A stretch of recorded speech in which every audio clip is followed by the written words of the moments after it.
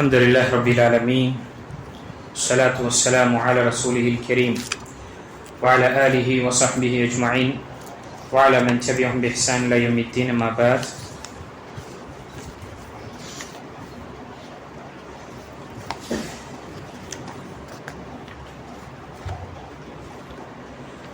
باب حق الجار والوصية به قال الله تعالى واعبدوا الله ولا تشركوا به شيئا وبالوالدين إحسانا وبذي القربى واليتامى والمساكين والجار ذي القربى والجار الجنب والصاحب بالجنب وابن السبيل وما ملكت أيمانكم.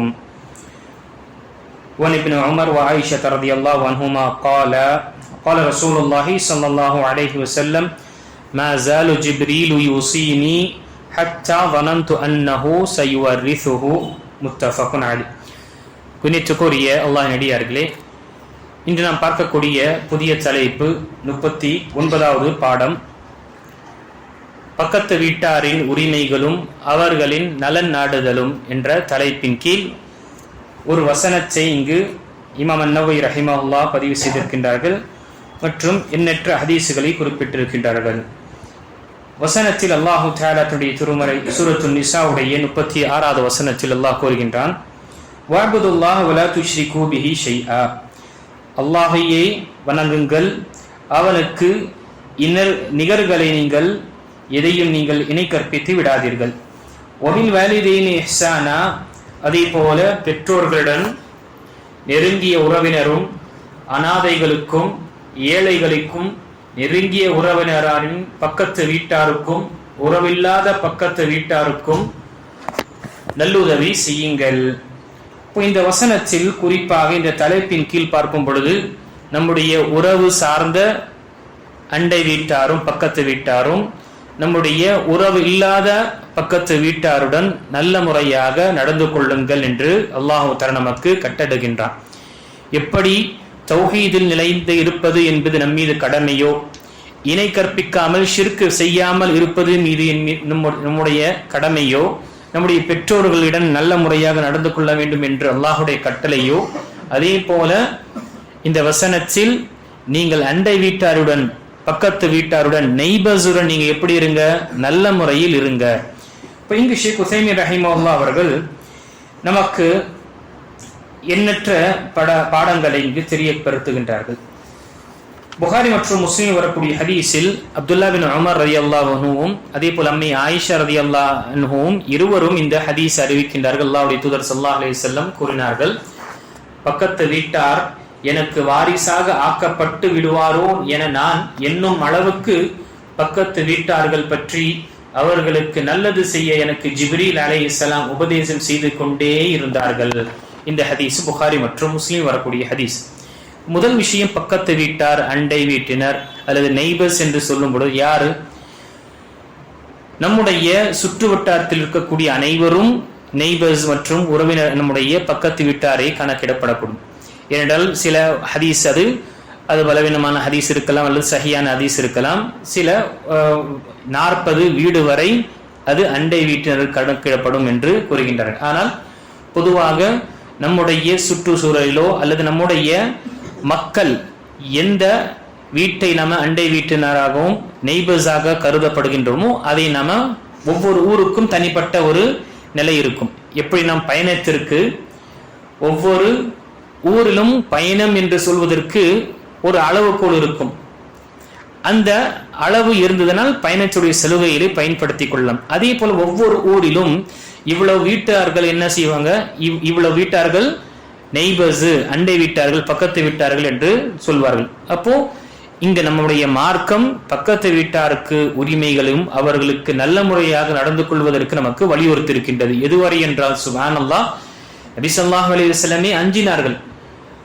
ஒவ்வொரு நேரத்திலும் ஜிப்ரீல் அலைஹிஸ்ஸலாம் என்னிடம் வஹி கொண்டு வரும் பொழுது அண்டை வீட்டினர் பற்றியும் பக்கத்து வீட்டாரும் நல்ல முறையாக நடந்து கொள்வதை பற்றியும் வலியுறுத்தி கொண்டே இருந்தார்கள். நான் அஞ்சினேன், எங்கு என்னுடைய சொத்துல ஒரு பங்கு கொடுக்க வேண்டும் என்று வஹி வந்து விடுவோமோ என்று நான் அவ்வளவு அஞ்சினேன். ஏனென்றால் அவ்வளவு வலியுறுத்தப்பட்டார்கள். இப்போ இங்கு அண்டை வீட்டினர்கள் என்று சொல்லும் பொழுது பொதுவாக 3 வகைகள் இருப்பார்கள். ஒன்று முஸ்லிமாக இருப்பார் அவர், இரண்டாவது அண்டை வீட்டினர், மூன்றாவது நம்முடைய உறவினராக இருப்பார். அப்போ இப்படிப்பட்டவர்கள் மீது நம்முடைய 3 கடமைகள் நாம செய்யக்கூடியவர்களா. ஒன்று, அண்டை வீட்டினராக இருக்கிறார். அதே போல 2வது முஸ்லீமாக இருக்கிறார். 3வது நம்முடைய உறவு, நம்முடைய அது திருமண உறவாக இருக்கலாம், அல்லது ரத்த உறவாக இருக்கலாம், நம்முடைய பெற்றோருடைய உறவு, யாராக உறவு. இப்போ இந்த 3 உரிமைகளை வைத்திருக்கக்கூடியவர்கள் ஒரு வகையானவர். நம்முடைய அண்டை வீட்டினர் நெய்பர்ஸ்ல இந்த 3 கேட்டகரி இருக்கக்கூடிய முதல் வகை. 2வது வகை பார்க்கும் பொழுது முஸ்லீமாக இருப்பாரு, அண்டை வீட்டாராக இருப்பாரு, நமக்கு எந்த ஒரு உறவும் கிடையாது. இந்த 2 விஷயம் இருக்கும். அப்ப அவர்கள் மீது 2 கடமைகள் நம் மீது உள்ளது. ஒன்று, அண்டை வீட்டினர் என்ற அடிப்படையிலும், 2வது ஈமானிய உறவின் அடிப்படையிலும் அவர்களுடன் நல்ல முறையாக நடந்து கொள்ள வேண்டும். 3வது வகையினர் யார் என்றால், அவர் முஸ்லீம் அல்லாதவராக இருப்பார், அண்டை வீட்டினராக இருப்பார். இப்போ அண்டை வீட்டினராக இருக்கக்கூடியதனால் அவர் மீது ஒரு உரிமை, அவர்களுக்கு அந்த உரிமையை கொடுப்பது என்பது நம் மீது கடமையாகி விடுகின்றது. யோசிச்சு பாருங்க, உபகரணமோ அல்லது விரும்பினால் செய்வது என்று கிடையாது. அது முஸ்லீமாக இருக்கட்டும், முஸ்லீம் அல்லாதவனாக இருக்கட்டும், அண்டை வீட்டினர் என்று சொல்லப்பட்டாலே, பக்கத்து வீட்டார் என்று சொல்லப்பட்டாலே அவர்கள் நல்ல முறையாக நடந்து கொள்ள வேண்டும். அவருக்கு எந்த தருணத்திலும் நம்முடைய தரப்பில் எந்த ஒரு சிரமத்தை ஏற்படுத்தக்கூடாது. எதுவரை என்றால், நபி ஸல்லல்லாஹு அலைஹி வஸல்லம் ஒவ்வொரு நேரத்திலும் அவர்களுக்கு என்ன செய்யப்பட்டது, வலியுறுத்தப்பட்டு கொண்டே இருந்தது, நீங்க அண்டை வீட்டினருடன் நல்ல முறையாக நடந்து கொள்ளுங்கள் என்று. எதற்காக நபி ஸல்லல்லாஹு அலைஹி வஸல்லம் சொல்லப்பட்டது? தன்னுடைய உம்மத்தினருக்கு, நபி ஸல்லல்லாஹு அலைஹி வஸல்லமுக்கு வலியுறுத்தி அந்த உம்மத்தினருக்கு இங்கு நமக்கு பாடமாக இருக்கின்றது. நபி ஸல்லல்லாஹு அலைஹி வஸல்லமை விட அழகான முறையில் உறவை பேணக்கூடியவர் யாரா இருக்க முடியும்?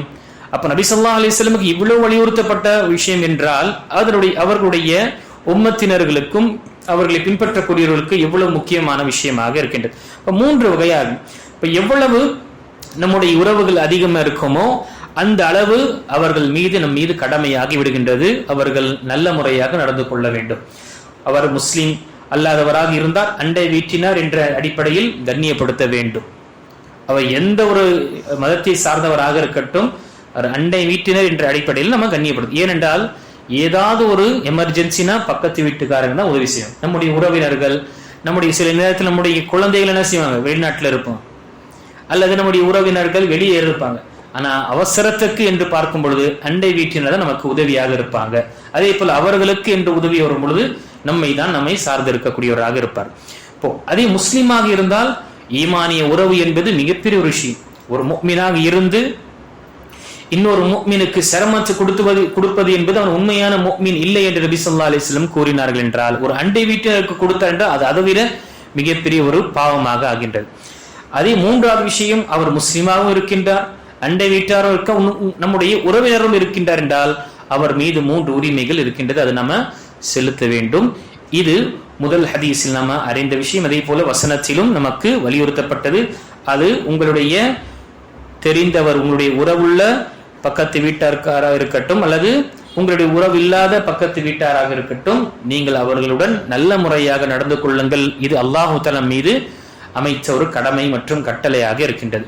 இன்ஷா அல்லாஹ் வரக்கூடிய அமர்வில் நாம இன்னும் ஹதீஸுகள், இந்த அண்டை வீட்டினரை பற்றிய ஹதீஸுகள் இருக்கின்றது. ஒவ்வொரு ஹதீஸுகளுடைய சில அம்சங்களை நாம் இன்ஷா அல்லாஹ் பார்க்கலாம். அது அல்லாஹ் தஆலா சொல்லக்கூடியவனுக்கும் கேட்கக்கூடிய அனைவர்களுக்கும் அண்டை வீட்டினுடைய உரிமைகளை நாம கொடுக்கக்கூடியவர்களாகவும், அல்லாஹ் தஆலா நம்மை அண்டை வீட்டினை கண்ணியப்படுத்தி அவர்களுடன் நல்ல முறையாக நடந்து கொள்ளக்கூடிய தௌஃபீக்கையும் பாக்கியத்தையும் அல்லாஹ் நமக்கு எப்பொழுதுமே கொடுத்தருள்வானாக. நாம் அதை ஏதாவது தவறை செய்யும் பொழுது அல்லாஹ் நம்மை அந்த தவறை உணர்த்தி அண்டை வீட்டினுடைய உரிமையை சிந்தித்து அவர்களுக்கு அந்த உரிமை கொடுக்கக்கூடியவர்களாக அல்லாஹ் நம்மை ஆக்கி அருள்வானாக. ஆமீன். வாஹிர் தவானா அல்ஹம்துலில்லாஹி ரப்பில் ஆலமீன்.